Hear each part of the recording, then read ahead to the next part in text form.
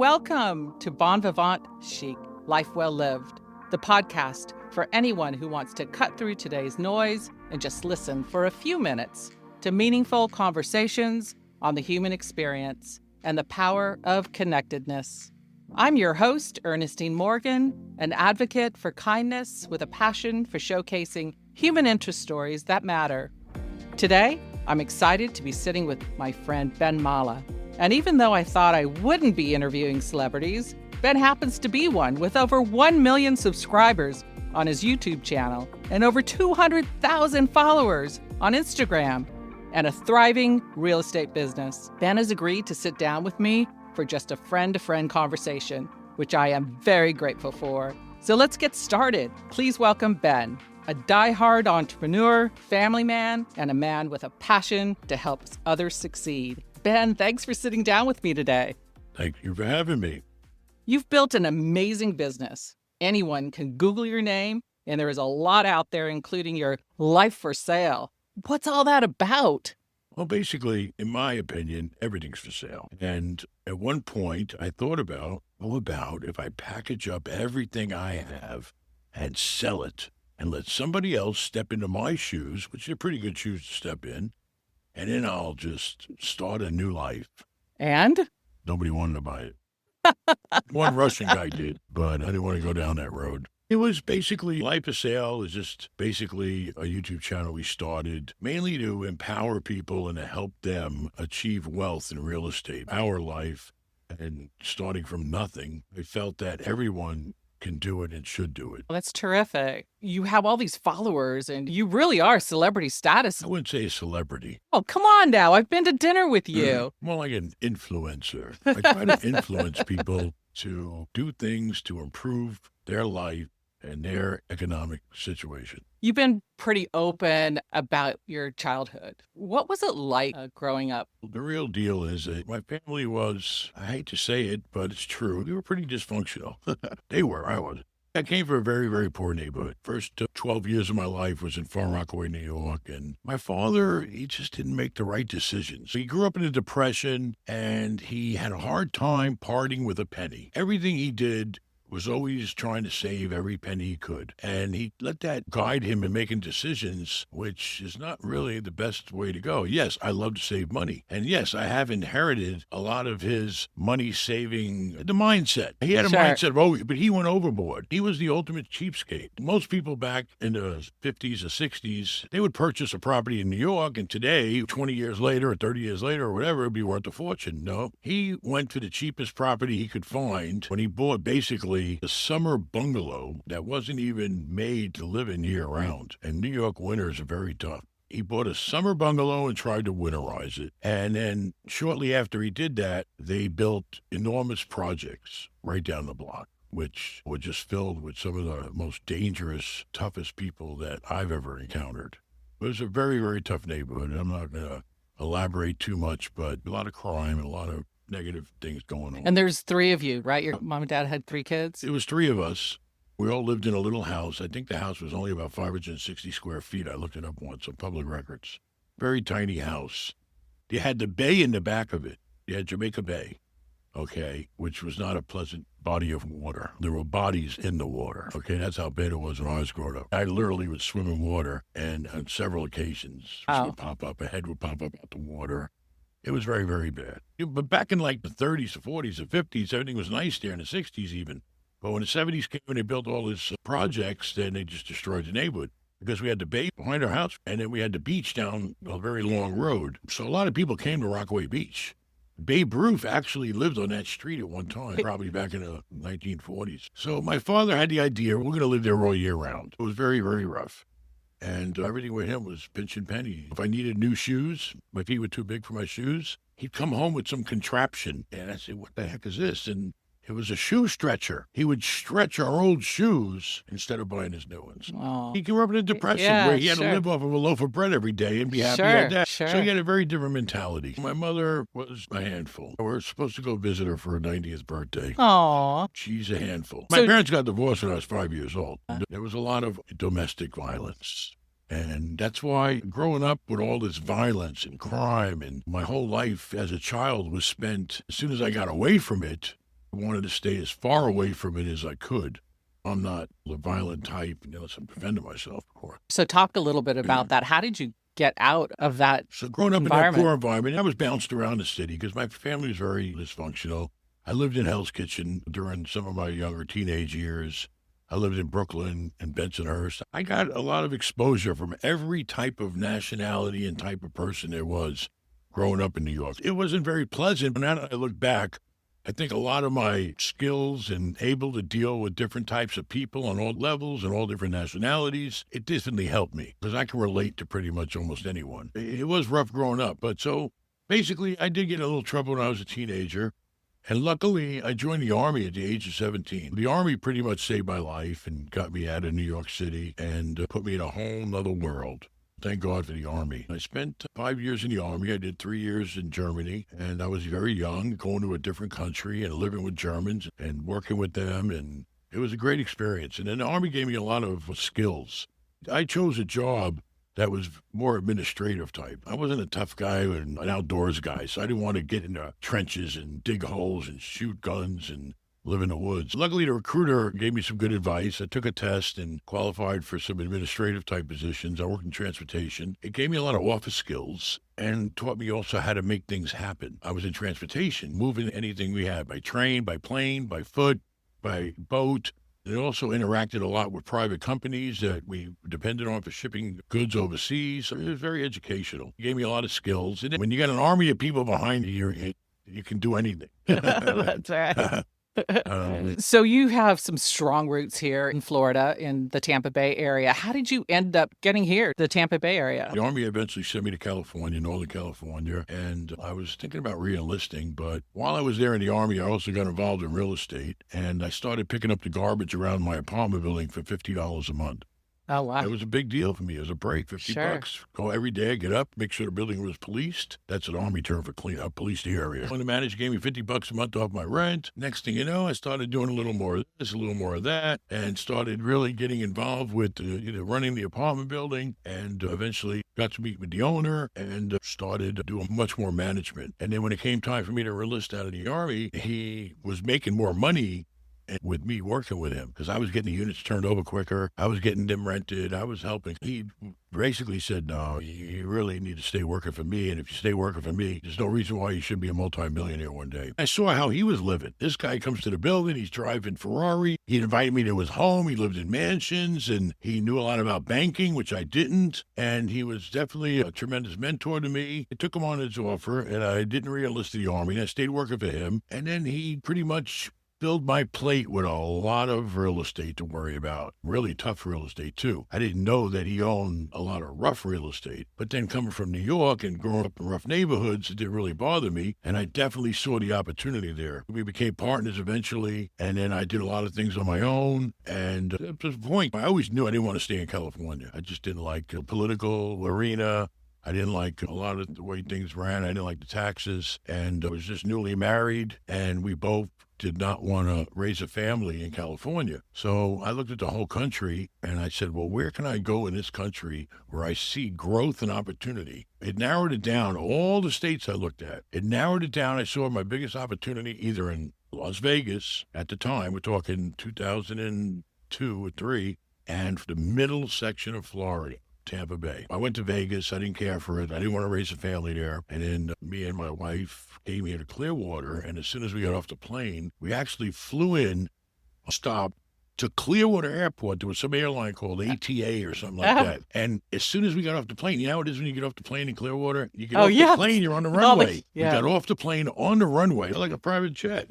And then we came down and stayed in Clearwater Beach, and I started looking at some opportunities around here that I already did my homework on, and we said, this is the place we need to live. So we decided, yes, we're moving here. And then I tied up a deal right away, and then I had one of my sons, my oldest son, relocate here. Before we even came here, I relocated him here, and then we moved here shortly after, and we've just been rocking and rolling ever since. We're glad you're in our community. Well, I love being in this community here. This community is very special. What are some of the most rewarding moments in building your business? Real estate, in my opinion, has always been about one thing: finding something you can add value to, finding an opportunity where you can do something to the property and make it more valuable.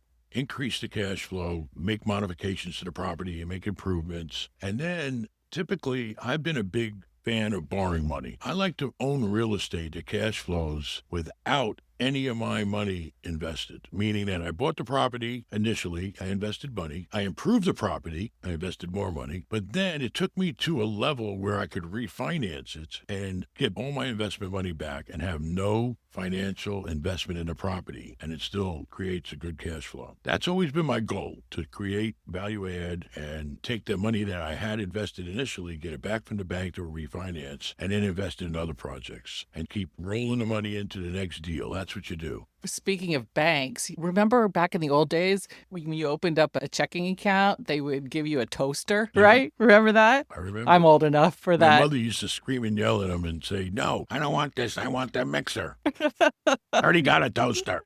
Oh my goodness. Your banking relationships. I know that in your educational series, there is a lot about this relationship with banks. So can you elaborate on that a little bit? Based on my opinion, if you want to be in real estate or do any type of business that requires a lot of money and financing, your bank has to be the most important relationship in your life, okay, next to your wife. You got to balance the two. Those are the two most important. Having a relationship with a bank, if it wasn't for having a relationship with a bank and continuously doing business with banks, there is no possible way I could achieve the wealth that we've achieved. Because typically, if I do a deal from start, the bank would loan me 80% of the money. If I go out and buy something for $10 million, the bank's going to loan me $8 million. I only got to put up $2 million. Who's got all the risk? They do. But if you fail, you lose your $2 million. I never failed, so I never thought about that. I always had a no-fail mentality. And I wouldn't go into a deal unless I really felt. In real estate, there really is no risk if you do your homework. So the bank is very, very important. And then the more you do with the bank, the more they like you. Because the banks make money off of loaning you money. Sure. That's why they exist. The banks are only worth what the loans are worth. I always believed in a good relationship with as many banks as I could. But then once you get to a point, you just want to narrow it down to a couple of banks that you do a lot of business with. Were there any pivotal moments or decisions that changed the course of your life? Besides, of course, getting out of your home environment in New York, were there any other really turning points for you? When it came to Florida, that was a major turning point because now I had the ability to buy real estate in California where I was. It was very, very also dangerous. I had an opportunity to raise my family in a nice place without them being exposed to all the things I had to be exposed to and give them a future. Luckily, my children follow me in the business, and now they actually pretty much run the business. So I've been very fortunate. But coming to Florida was the smartest thing I ever did. And then picking this little paradise that we live in was even better. That was the icing on the cake. Absolutely. So you mentioned family. What lessons about family and relationships would you pass along to younger generations?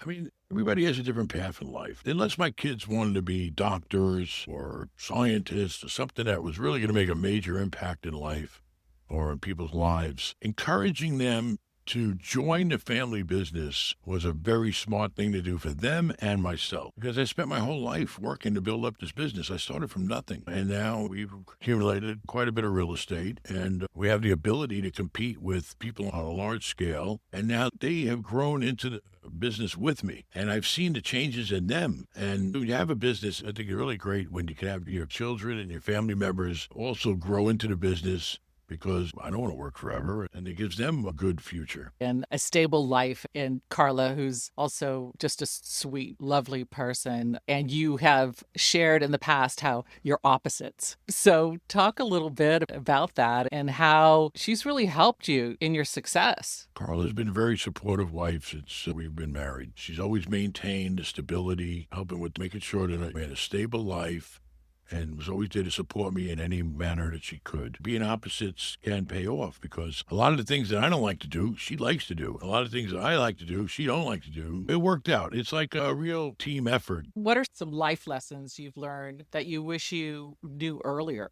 My biggest problem, I think, was that maybe I had a little too much of my father in me where I maybe shouldn't have played it as safe as I did. I've been very successful, but there were times where I look back now and say, I could have done better. I could have done more. I was in the right place at the right time, in the right position, and I just didn't do it. I guess everybody experiences that somewhere in their life. I kind of regret that I didn't do more and take advantage of more opportunities that I had. I drive down the street and my sons are quick to point it out. We could have bought that building for that purpose. Now look at it. I should have grown more. I could have grown more and I should have. What do you think is the secret to a happy and fulfilling life? I've always been big on making money. I'm sorry. They say money can't buy everything. Well, can't, but it helps. I've always tried to stay focused on increasing my wealth. Just felt like if I made more money, then I could share the money with my family and build my business more. I felt like I got to keep growing. You got to keep moving. You got to keep making the next deal. You got to make the next move. You got to win the game. And now I'm at the point where I should be able to hopefully retire soon comfortably and protect all my children in the future. But you're having a great time, aren't you? I actually enjoy helping people. To me, if the whole world helped each other, it would be a perfect place. The satisfaction that I get when people tell me that I've helped them achieve wealth or made money or improved the quality of life. Money can't buy that. That's where I do it, because you can't just buy that. Feeling only comes from doing it. And I really love knowing that I helped some family or helped some guy or got a young person on the right start. It just feels like it's the right human thing to do. It just feels human, like helping another human. Yeah. It just makes me, I love helping people. I mean, as long as they're willing to help themselves too. That's the main reason why I do it, and I enjoy it. What words of wisdom would you have for a young person in their 20s or 30s? Typically, they need to have a career. They need to have a career that they're targeted on. They have to have a plan. It's all about having a plan in life. If you're in your 20s, you got to determine, what are you going to do for the next 20 years of your life at least? What are you going to do? What's going to protect you for the rest of your life? You're going to be a doctor, you're going to be a lawyer. Typically, for people that want to go into real estate, if they don't have much money, the first thing they're going to want to do is you're going to have some sort of employment. Yes, you can become a real estate agent. See, people don't realize to become a real estate agent, it's only one course online and one test that the state gives you. That's all it is. There's no limit to the money that you can make. It's as far as you want to take it. There are local people in this area that are multimillionaires just by selling real estate. And then selling real estate can lead into owning real estate. So if you're young, even whether you're going to college, no matter what you're doing, you should try to get your real estate license if you have an interest in real estate. Now, I'm trying to get the point across to the whole country that everyone should know that you're allowed to make up to $250,000 on a residential home if you lived in it for 2 years, tax-free. And if you're married, up to $500,000. So if somebody buys a house and they fix it up and they wait a couple of years, historically, the market always goes up on your home, historically. Sure. There are these crazy periods in time where prices may stay the same or go down, but historically, prices do go up on homes. So if you buy a home, you live in it 2 years, you fixed it up, the neighbor got better, the prices went up, you can make up to $250,000 with no capital gains tax, as long as it was your residence for the past 2 years. And when you're married, when I left California, we had a beautiful little modest home on the top of a hill. It's called Skyline Boulevard. You can see the whole San Francisco Bay from it. Basically, I bought the house for $500,000. I did a little repairs to it, not much. And then I got married, and then we sold it for $1 million. We made $500,000 on that house, and there was no tax whatsoever. Even California couldn't tax it. So that's the federal law. So everybody should think about that. You can do it every 2 years. You're very, very passionate about real estate. What keeps you motivated and inspired to get up every morning and do what you do? I run a portfolio of properties. Every day I have to get up and I think about what can I do on each asset to improve my position.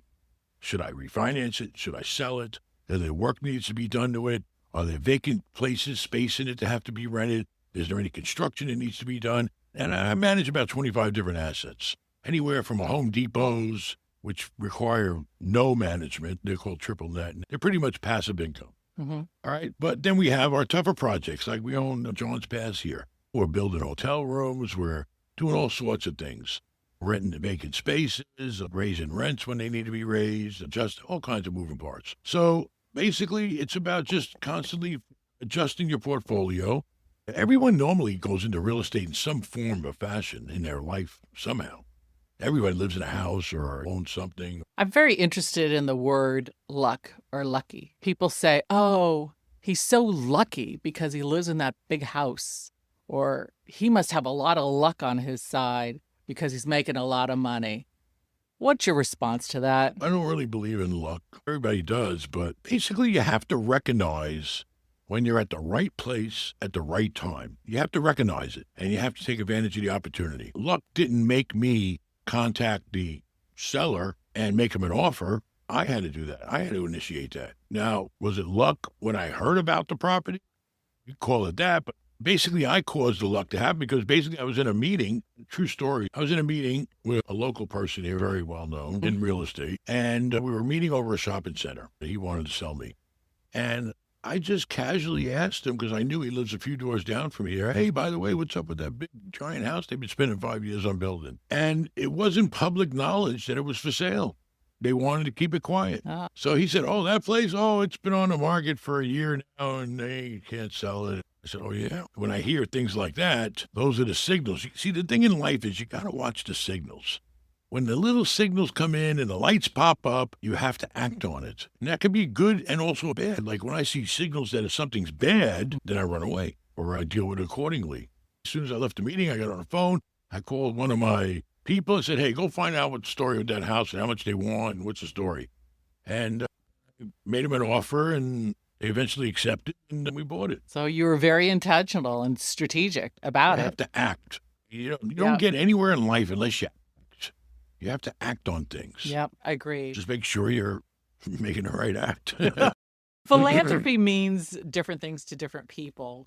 What does philanthropy mean to you? I like to give, but most of my philanthropy, I do it whenever I can help somebody, I help them. But monetarily is what philanthropy means to me. How much money are you donating? That's basically what it means to me. And honestly, I will tell you, I wasn't as charitable a person until I moved into this community. And when I say this community, I'll say Bel Air. When I moved into Bel Air, I was now exposed, coming from having barely any social skills or ever being around nice, friendly family people and well-to-do people. When me and Carla moved here, we were welcomed by a lot of genuinely wealthy, super wonderful, nice people.